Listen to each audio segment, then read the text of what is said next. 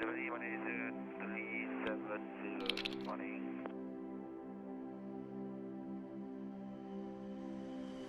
Malaysian 370 standby and Malaysian 6 is cleared to Frankfurt via Agosa Alpha departure 6000 feet squawk 2106. Cleared to Frankfurt, Agosa Alpha departure 6000 feet squawk 2106, Malaysian 6. Malaysian 6 over the ground, good day. Malaysian 370 request level. Agosa Alpha departure 6000 feet squawk 2106. 370, we are ready, requesting flight 310 to Beijing.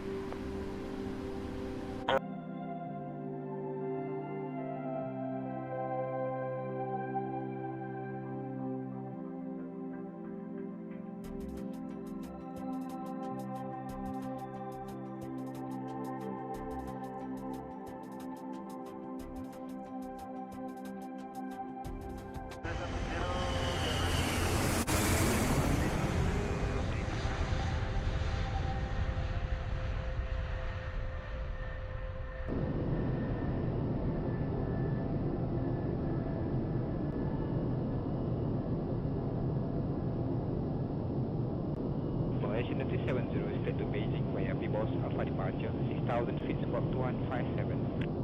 Beijing, people Alpha 6000 squawk 2157, Malaysian 370, thank you.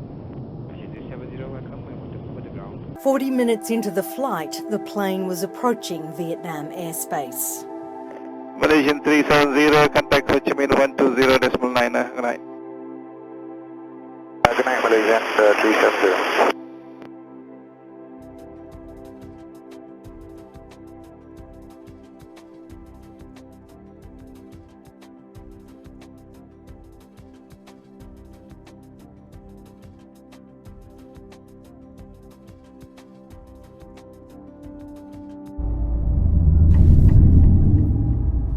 At 12:41 a.m. local time on March 8, 2014, Malaysia Airlines flight MH370 from Kuala Lumpur en route to Beijing took off carrying 12 Malaysian crew members and 227 passengers from 14 different nations.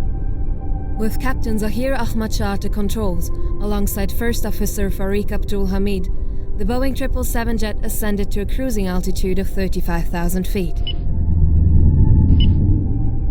As the plane approached Vietnamese airspace, Kuala Lumpur Air Traffic Control instructed the pilots to hand over to Ho Chi Minh. It was 1:19 a.m. Malaysian 370, contact Ho Chi Minh 120.9, good night. Good night, Malaysian 370. 3 minutes later, at 1:22 a.m., both transponders go silent. So does the crew. A rescue operation is conducted in the most logical place, the South China Sea. They find nothing.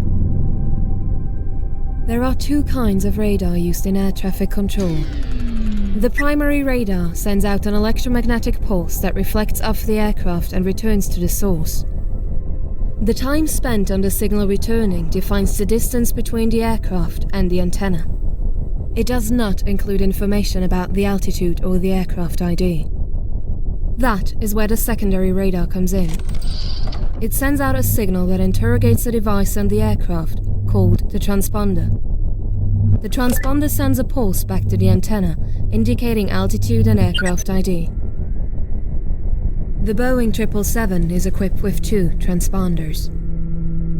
6,000 miles away in London, a company called Inmarsat operates a satellite communication system for ships and aircrafts. The MH370 was equipped with a satellite transceiver called SATCOM. This provided a link to the Inmarsat system.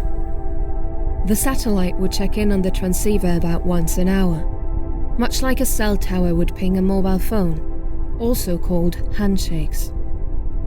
There were 7 handshakes registered in the system after the plane vanished. MH370 continued flying for 7 more hours. The Malaysian government eventually revealed that their primary military radar had tracked the plane for an hour after it went silent. What they found only deepened the mystery.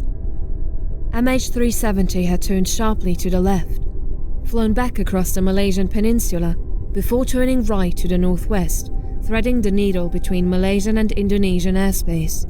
These movements are consistent with deliberate action by someone on the plane.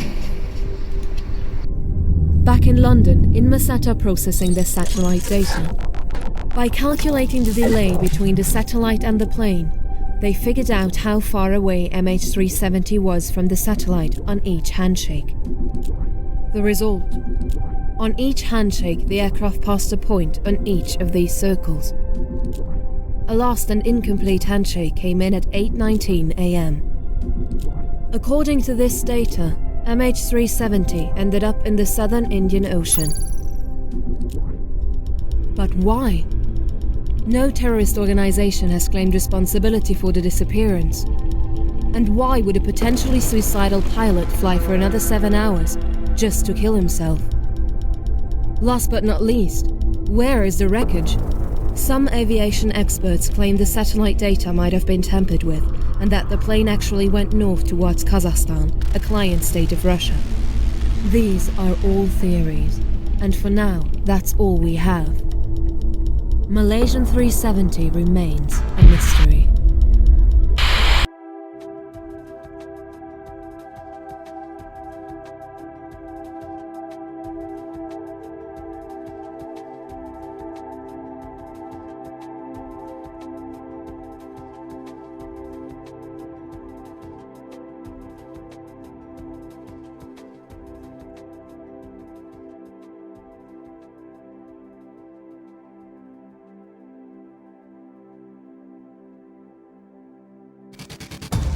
March 8th will stand as a dark day in aviation history. On that day, Malaysia Airlines flight MH370 just vanished into thin. At 40 minutes past midnight, the Boeing 777 takes off from Kuala Lumpur Airport with all heading 227 passengers and 12 crew aboard presumed dead. The disappearance of Flight 370 was the deadliest incident involving a Boeing 777 and the deadliest in Malaysia Airlines history. Flight MH370 the target of a terrorist attack. Did us and deliberately push the aircraft into the ocean. Investigators are working on 3 possible hypotheses. The mystery of Malaysia Airlines flight MH370 is unique and unlike any other case in aviation history. Might come one day from the black boxes, if we ever find them, somewhere at the bottom of the Indian Ocean. Flight MH370 will remain a total and absolute enigma. Automated communications with an Inmarsat satellite indicated a possible crash site somewhere in the southern Indian Ocean. The lack of official information in the days immediately after the disappearance prompted fierce criticism from the Chinese public, particularly from relatives of the passengers, as most people on board Flight 370 were of Chinese origin. Several pieces of marine debris confirmed to be from the aircraft washed ashore in the western Indian Ocean during 2015 and 2016. After a 3-year search across 120,000 square kilometers, 46,000 square miles of ocean failed to locate the aircraft, the Joint Agency Coordination Center heading the operation suspended its activities in January 2017. A second search launched in January 2018 by private contractor Ocean Infinity also ended without success after 6 months. Relying mostly on analysis of data from the Inmarsat satellite with which the aircraft last communicated, the Australian Transport Safety Bureau, ATSB, proposed initially that a hypoxia event was the most likely cause given the available evidence, although no consensus has been reached concerning this theory among investigators. At various stages of the investigation, possible hijacking and suspicion of the airplane's cargo manifest. Many disappearance theories regarding the flight have also. The Malaysian Ministry of Transport's final report from July 2018 was inconclusive, but highlighted Malaysian ATC's failures to attempt to communicate with the aircraft shortly after its disappearance. In the absence of a definitive cause of disappearance, air transport industry safety recommendations and regulations citing Flight 370 have been intended mostly to prevent a repetition of the circumstances associated with the loss. These include increased battery life on underwater locator beacons, lengthening of recording times on flight data recorders and cockpit voice recorders, and new standards for aircraft position reporting over the open ocean. At 2:25 MYT, the aircraft's satellite communication system sent a logon request message, the first message since the ACAR's transmission at 01:07, which was relayed by satellite to a ground station, both operated by Satellite Telecommunications Company Inmarsat. After logging onto the network, the satellite data unit aboard the aircraft responded to hourly status requests from Inmarsat and 2 ground-to-aircraft telephone calls, at 2:39 and 7:13, which were unanswered by the cockpit.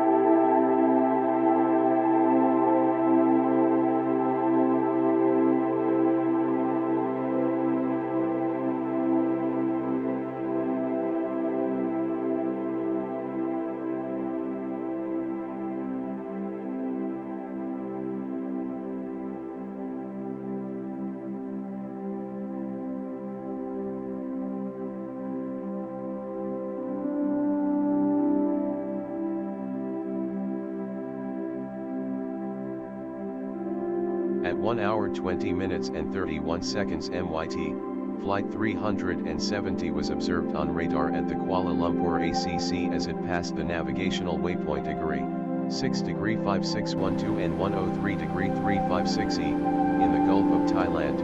5 seconds later, the mode S symbol disappeared from radar screens. 18:02 at 1 hour 21 minutes and 13 seconds.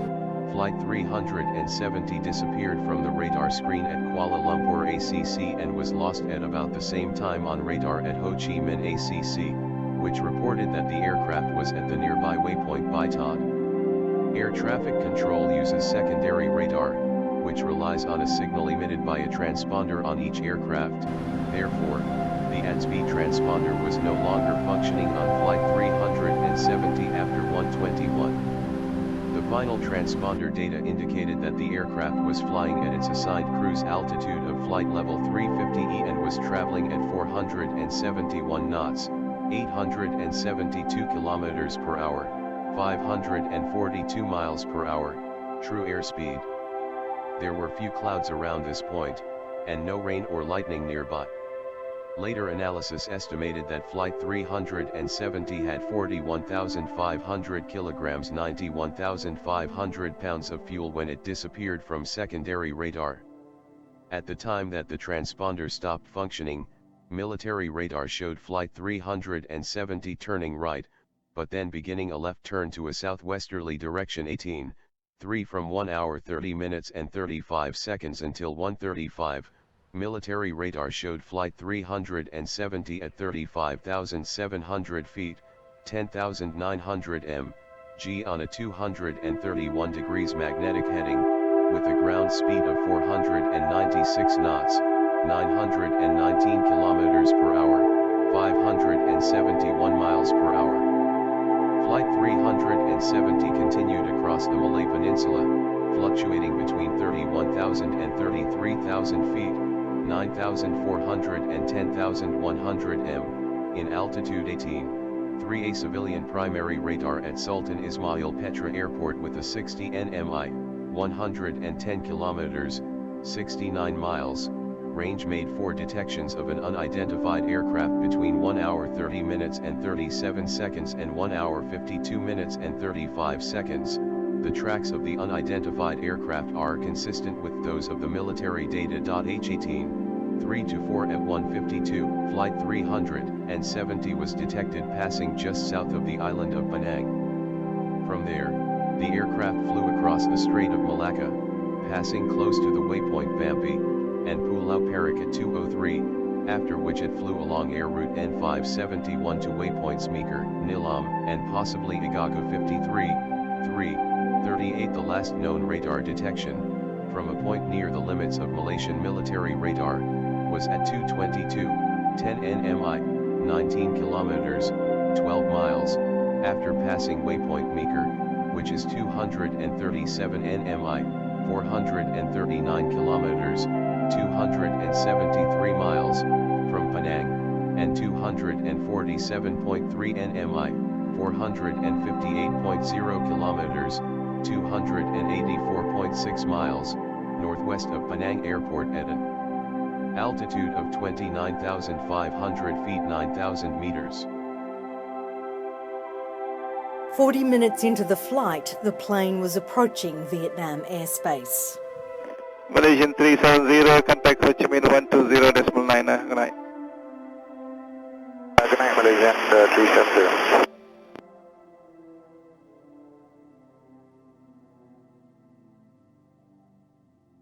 The aircraft, a Boeing 777-200ER operated by Malaysia Airlines, last made voice contact with ATC at 1:19 MYT, March 8, 1719 UTC, March 7, when it was over the South China Sea, less than an hour after takeoff. It disappeared from ATC radar screens at 1:22 MYT, but was still tracked on military radar as it turned sharply away from its original northeastern course to be determined. Australia assumed charge of the search on March 17, when the search effort began to emphasize the southern Indian Ocean. On March 24, the Malaysian government noted that the final location determined by the satellite communication was far from any possible landing sites, and concluded, flight MH370 ended in the southern Indian Ocean. From October 2014 to January 2017, a comprehensive survey of 120,000 square kilometers, 46,000 square miles of seafloor, about 1,800 kilometers, 1,100 miles, 970 nmi, southwest of Perth, Western Australia, yielded no evidence of the aircraft. Several pieces of marine debris found on the coast of Africa and on Indian Ocean islands off the coast of Africa, the first discovered on July 29, 2015 on Réunion, have all been confirmed as pieces of Flight 370. The bulk of the aircraft has not been located, prompting many theories about its disappearance.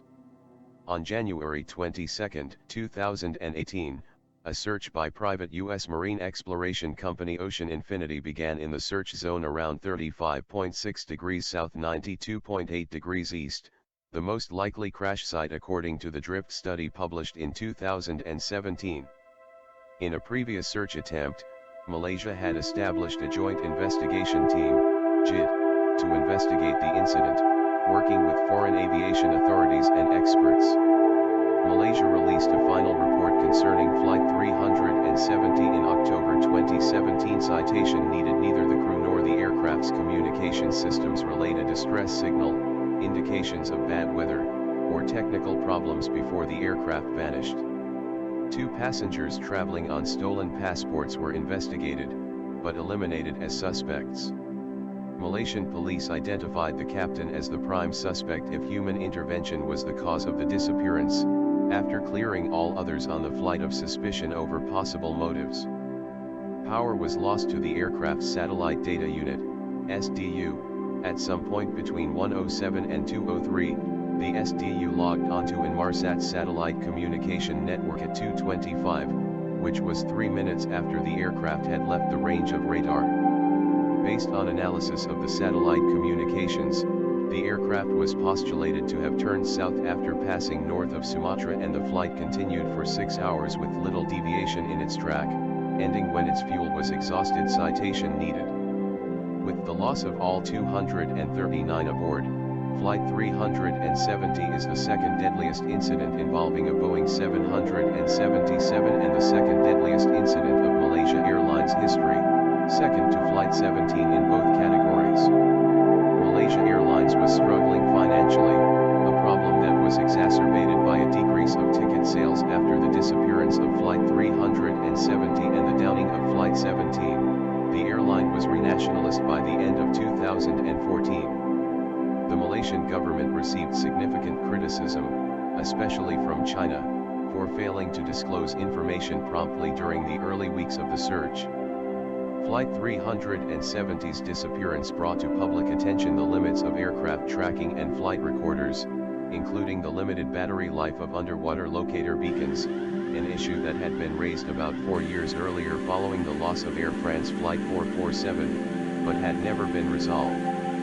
In response to Flight 370's disappearance, the International Civil Aviation Organization adopted new standards for aircraft position reporting over open ocean, extended recording time for cockpit voice recorders, and, starting from 2020, new aircraft designs will be required needs update to have a means of recovering the flight recorders, or the information they contain, before they sink into the water.